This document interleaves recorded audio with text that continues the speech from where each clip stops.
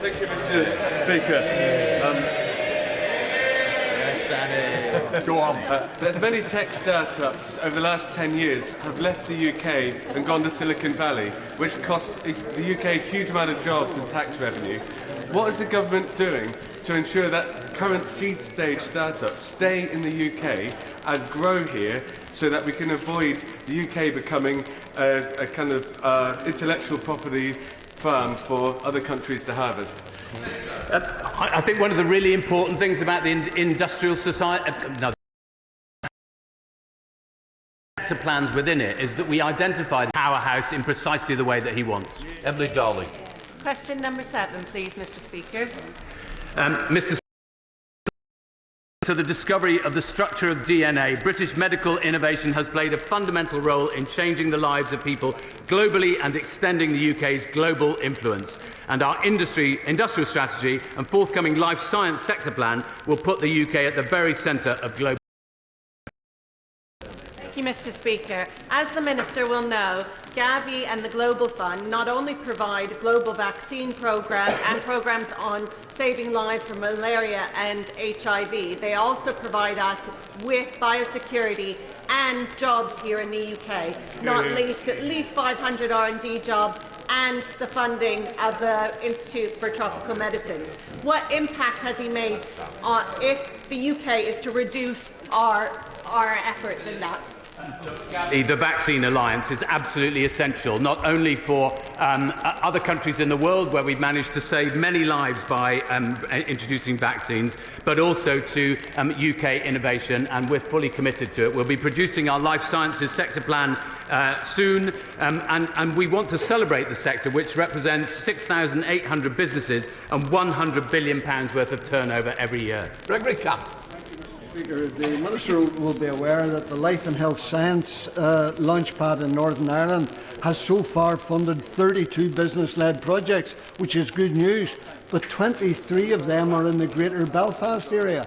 Will he join with me and others in ensuring there's greater knowledge across all of Northern Ireland so that we can all benefit in trying to further this very worthwhile project?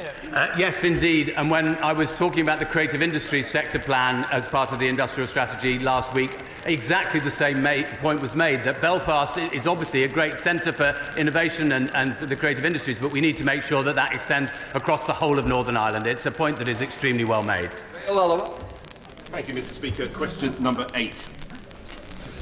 Mr. Speaker, the Digital Inclusion Action Plan is one of the things that I'm proudest of, and only this morning I was able to launch the IT Reuse for Good Charter, because one of the things that really is problematic for many families who have no access to the internet is they simply don't have a device. So I would urge every member to have a digital government, and we need to have a digital nation, and we can't have some people excluded from that future. That's why we've been able to announce £6 million in this financial year for the Innovation Fund, and I hope that local authorities will be coming forward with innovative ideas on how we can break down the barriers to digital inclusion.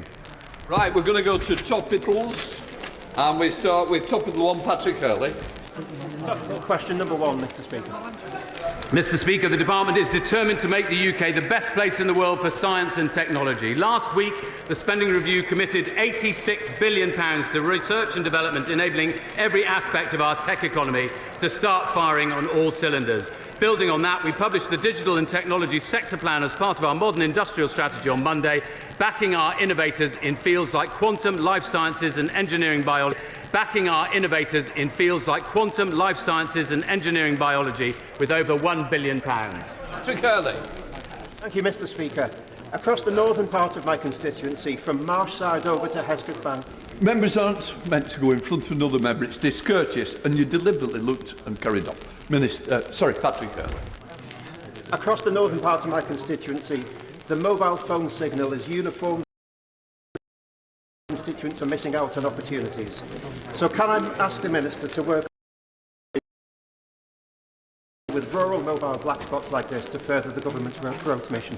Minister. I know this is an issue in his constituency because he's tabled at least 10 questions to me over the last week on this subject, all of which we've answered. MPs persuade the mobile companies across the country to invest more in getting better mobile coverage across the country, both in rural areas and in urban ones.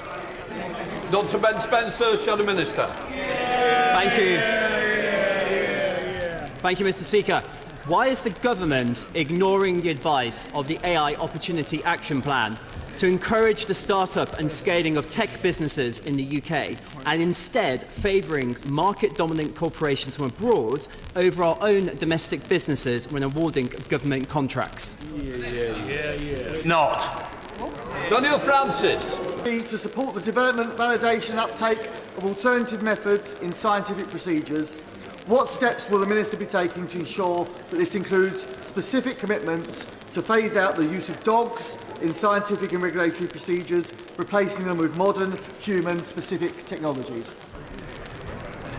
Thank you, Mr. Speaker. Mr. Speaker, the government remains committed to ending the use of dogs and all animals in scientific procedures, replacing them with modern, human-relevant technologies. And our long-term goal is set out in our 2024 manifesto commitment is to phase out animal testing entirely.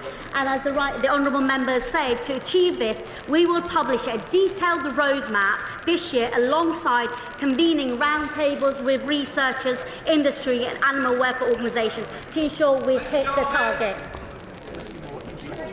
Speaker, my constituency of Eastleigh is home to 5 games developers. Does the Minister agree with me that the use of AI in video game development should not be allowed to push out human creativity? And what assurances can he give me that the government is not being complacent in its approach to AI? We are completely and utterly not complacent. I know, and we are determined to make sure that creators the people's labour to a third party. I think of Cruise International, and I very much hope that as a former journalist, she would help. She's asked. Mr. Speaker, it's very clear that Europe and the United States of America wants us to working closely with Europe on the regulation of AI. Can you tell us about what talks he's had about how we protect UK copyright in that context? One of the issues that undoubtedly at the heart of this issue about AI and copyright is how you make sure that the policy we advocate in the UK is one that works with other countries around the world. I can assure her that we're working closely with our European allies to make sure that that is precisely what we do. Sir Olden. Thank you, Mr. Speaker. Go for it. In July 2024, the Secretary of State pledged to launch a consultation on the regulation of frontier AI systems shortly. However, recent reports suggest it won't be forthcoming until summer 2026, as leading AI companies have admitted. Could the Minister confirm why there has been a delay? I'm afraid the Shadow Chancellor was coming in, who I've known for a very long time. I wouldn't cheer him quite so enthusiastically myself. As charming a man as he is. But it meant that I didn't hear the honourable member's question, so I'm very happy to write to her afterwards to confirm. Mr. Speaker, Stratford and Bow is a thriving hub of innovation, which is why the Prime Minister chose it for the launch of the AI Opportunities Action Plan earlier this year. One brilliant example is Health Tech One. Once a kitchen table start-up of doctors and tech experts, they now automate admin for 22% of GP practices. Their new patient registration system has saved the NHS a staggering 183 years of time. What's the government doing to support homegrown innovation like this scale up their work? I thank the honourable member for her question. Her constituency is indeed a hotbed for innovation. The honourable member will be delighted to know that Health Tech Care One has benefited from a range of government support today. This includes Innovate UK grant awarded to the company only recently. We now come to questions to the Prime Minister. Mike Tapp. Question number 1, please, Mr. Speaker. Deputy Prime Minister. Thank you, Mr. Speaker. I've been asked to reply as my right honourable friend, the Prime Minister, was attending the NATO summit in The Hague. At this time of international the tensions in the Middle East and to ensure the conflict does not intensify further. Our aim continues to be preventing Iran from securing nuclear weapon and to urge the Iranians to return to negotiations. Mr. Speaker, the situation in Gaza remains the gravest concern. Seeing the return of more hostages' bodies and that of Shay Leveson and the Israeli with British family is heartbreaking. The remaining hostages must be released, and while aid must be delivered at greater speed and volume. Mr. Speaker, this week is Armed Forces Week. Our commitment to armed forces is unwavering. The Strategic Defence Review outlines how we will give our armed forces their commitment, bravery and others. And in addition to my duties in the House, I shall have further such meetings later today. Mike up. Thank you, Mr. Speaker. The party opposite gave up on law and order. They betrayed our country and let criminals run riot. Now they desperately post wannabe superhero videos, shamelessly pointing at the problems that they created. But last week, Mr. Speaker, they had the chance to put it right. And what did they do? They voted against tough action on knife crime, on antisocial behaviour and on violence against women and girls. Does the Deputy Prime Minister agree that they should hang their heads in shame for failing to protect our streets? Order. Spoke to government responsibilities, not the opposition. Let's come to Mel Stride. Mr. Speaker, opposite the Right Honourable Lady. Despite what many may think, we have a great deal in common, not least that we both viscerally disagree with the Chancellor's tax policies. And it is great to see the Right Honourable Lady standing in temporarily for the Prime Minister for the second week running, although I know there are many sitting behind her who wish this was a permanent arrangement. Indeed, Mr. Speaker, you will find many of their names amongst the 122 who have signed up to oppose the government's welfare bill. They say that the bill is dangerously rushed and ill thought through. So can the Right Honourable Lady explain why she thinks that she is right and 122 of her own colleagues are wrong? Deputy Prime Minister. Well, first of all, Mr. Speaker, it's nice to face the latest wannabe at your dispatch box. I'll tell the Right Honourable member why we're pressing ahead with our reforms, and that is because we're investing £1 billion into tailored employment support, a right to try to help more people back into work, and ending reassessments for the most severely disabled who will never be able to work. Mr. Speaker, we won't walk away and stand by and abandon millions of people trapped in the failing system, left behind by him and his colleagues. Well, Mr. Speaker, the Right Honourable Lady completely sidestepped my question. She can't even defend her own government's policy. Can she at least assure the House that the vote on Tuesday will actually go ahead? Deputy Prime Minister. Mr. Speaker, I don't know if he sort of listened to what I said because I was reading off the script, but what I can tell him, and I don't need the script, we will go ahead on Tuesday. Well, there you have it, Mr. Speaker. There will be a vote in this House on Tuesday on the welfare bill, although many on the backbenches could be forgiven for thinking they've heard this before with the winter fuel payment, where they were marched up the hill, and we all know where that story ended. But, Mr. Speaker, on this side of the House, we are absolutely clear. We will help her to get their bill through if they can commit to actually reducing the welfare bill and getting people off benefits and into work. Can the Right Honourable Lady make that commitment right now?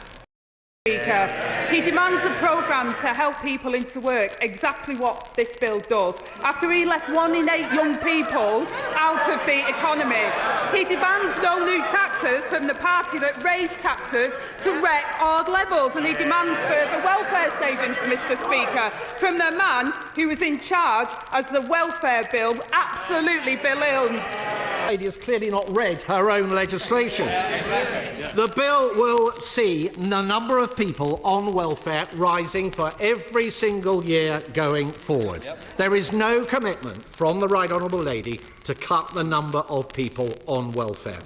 And even if they manage to deliver these reforms, almost every respected economist now says tax rises are all but inevitable in the autumn. But after the budget, Mr. Speaker, the Chancellor said, and I quote, "I'm not coming back for more taxes." Mr. Speaker, British businesses have been hit again and again by Labour's economic mismanagement. They are desperate for certainty. So can the right honourable lady give them that certainty now and repeat to the House the Chancellor's promise not to raise taxes at the budget? Deputy Prime Minister. Well, Mr. Speaker, this is a bit rich. Unbelievable. Inflation above 11%. The biggest tax rises by their party. I take no lectures. And on this issue in particular, Mr. Speaker, they can't make their minds up. First they said our reforms were taking too long, then they say they were rushed, then their front bench said our measures were too tough, and now they say they need to be tougher. No plan, no idea. I wonder why their party was left in such a mess.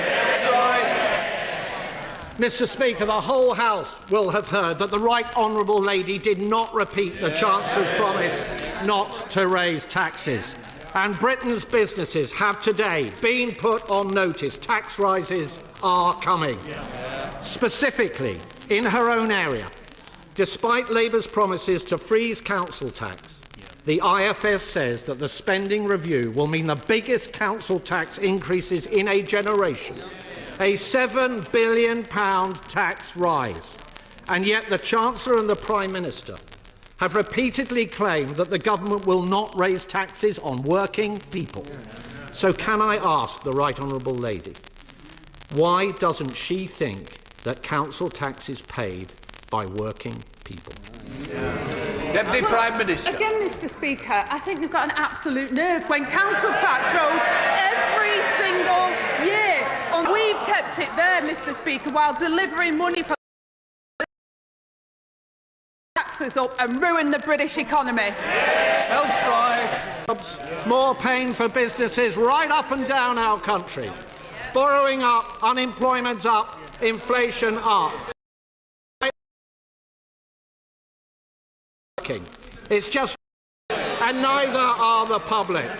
In fact, Mr. Speaker, I'm not even sure if the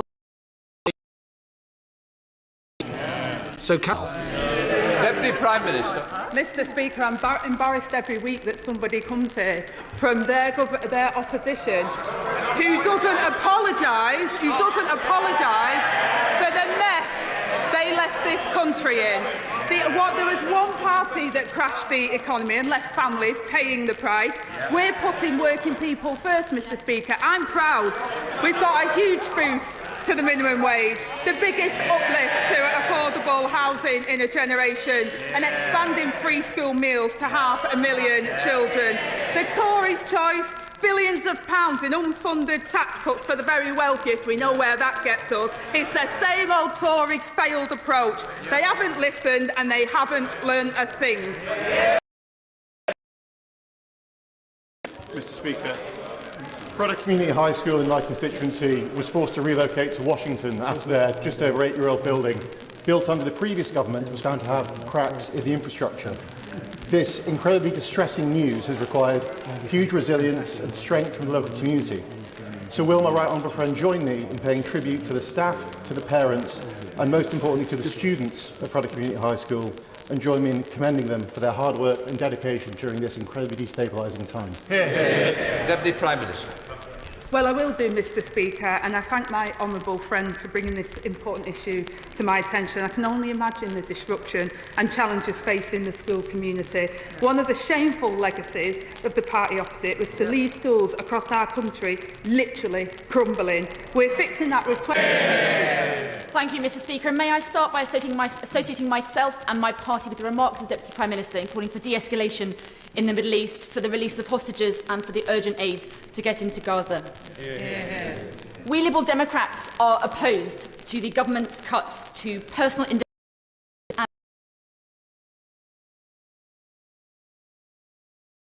It seems as though the government, after the carers' allowance scandal, saw thousands of innocent carers hounded for repayments. So can the Deputy Prime Minister give a cast-iron guarantee that if these cuts are pursued, that at the very least, not a single person will lose a penny until the carers' allowance scandal review has been completed and the recommendations? Well, thank you for opening comments, Mr Speaker, and she knows that we've already been taking steps and those steps will continue on the carers' allowance. The welfare system are the party of work, but we're also the party of fairness.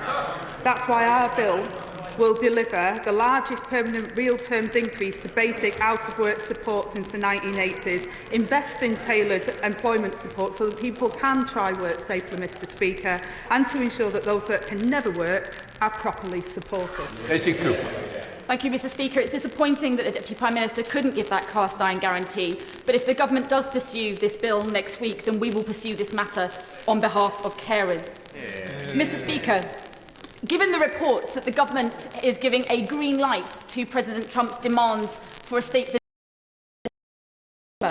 does the Deputy Prime Minister agree that the UK should urgently convene talks with the White House in advance of that state visit in order to leverage that state visit to secure US guarantees for Ukraine, including the use of frozen Russian assets, and to secure a joint UK-US message to Putin that together our two countries will not let Putin win his illegal war?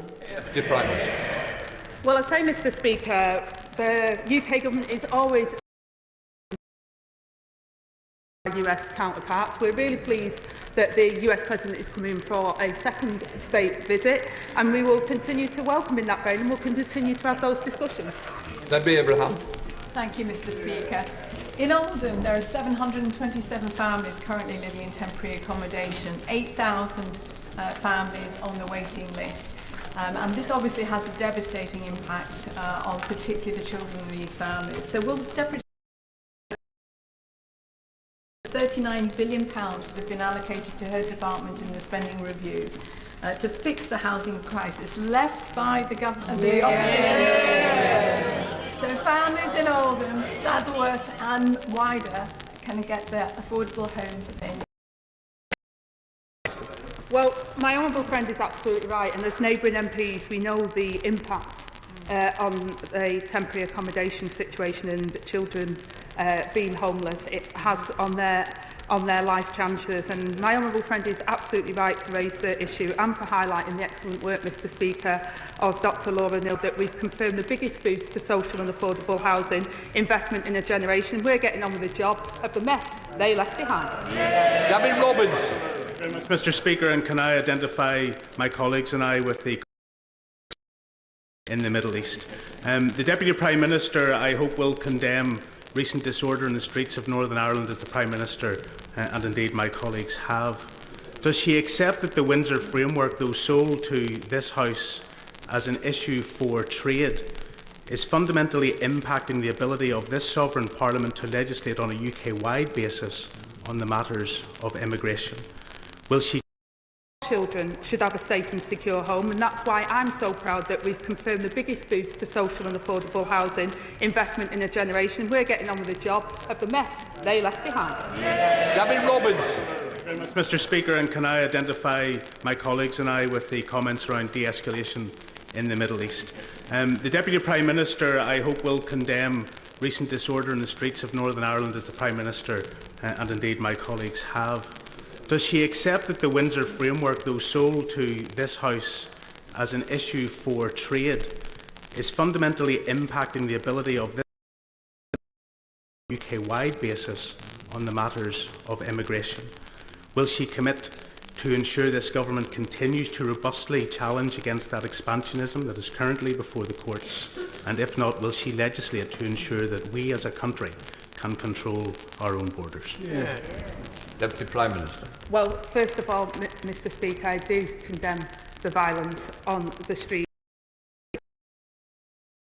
Agreement referred to in Article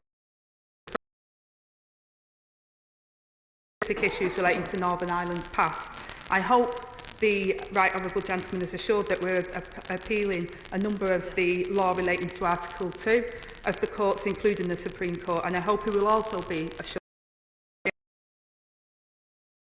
applied and enforced immigration law on a UK-wide basis, and the Government will take all necessary steps to defend that position, just as we will remain committed to protecting rights across the whole of the UK, Mr Speaker, as it should be Parliament that makes rules on immigration. Rebecca Longbell. Thank you, Mr Speaker. Last night, Newsnight covered the Daily Mirror's 3-year investigation of the Nuked blood scandal, in which thousands of troops had blood and urine monitored, even chest x-rays, during nuclear weapons tests, but the results were withheld from their medical records and their suffering denied for decades. So as a fierce supporter of these men and their families who she's met with me, will the Right Honourable Lady now of the essence? These elderly veterans deserve answers, justice and an apology. Deputy Prime Minister. Well, as my honourable friend said, Mr Speaker, I commend her for the campaigning work that she's done on this issue, and I have met with some of those affected, and I know the strength of feeling on this, and I've heard their deeply personal testimony and experiences. I pay tribute to all of the nuclear veterans and their enduring and we're looking into unresolved questions regarding medical records, Mr Speaker, as a matter of priority. Ben Lake. Mr Speaker, I should like to join the Deputy Prime Minister in thanking members of the Armed Forces community for their service. And Mr Speaker, I've had the privilege in recent months of meeting many veterans in my own constituency, some of whom still carry the trauma of war. Some, including amputees, have told me how repeat disability assessments are too often required of them in order to access financial support. And so does the Deputy Prime Minister agree with me that veterans with life-changing service-related injuries should be exempted from repeat disability assessments in future? Deputy Prime Minister. Well, Mr Speaker, again, part of the reforms we want to do is ensure that those that can never work are properly supported and not put through this endless assessment. And I thank the Right Honourable Member for raising the case. We are committed to renewing the nation's contract with those that we serve, and a range of support is in place for veterans, including dedicated medical and physical health care, pathways in the NHS, employment and in housing. And the new support system, VALA, backed by £50 million of funding, will provide a network of support.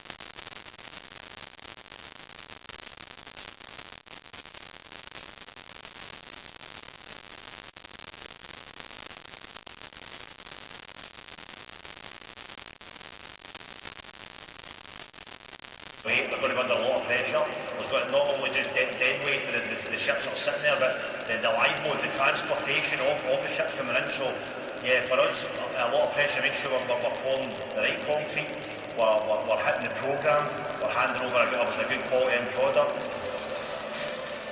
At the marine end, McLaughlin and Harvey's civil engineers built the all-important North Quay. Well, to the west of the hull, there was also another critical activity, the construction of thousands of burgers. In this picture here, you can see HMS Cardiff. So if you can imagine 2 of these within this assembly hall being built. So it's going to be a very busy place going forward.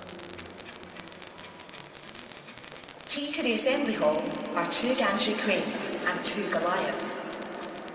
start to travel 100 tonne an hour. The smart features we've got on these that we need to know about are the tandem function, anti-collision. The technology on these, they are as good as we'll find out there. See, it's connected because we're getting brains and Goliath brains. One of the objectives of the project was to build both the assembly hall and the Type 26 frigate simultaneously. What was a critical thing for us was getting the build hall ready for Belfast going into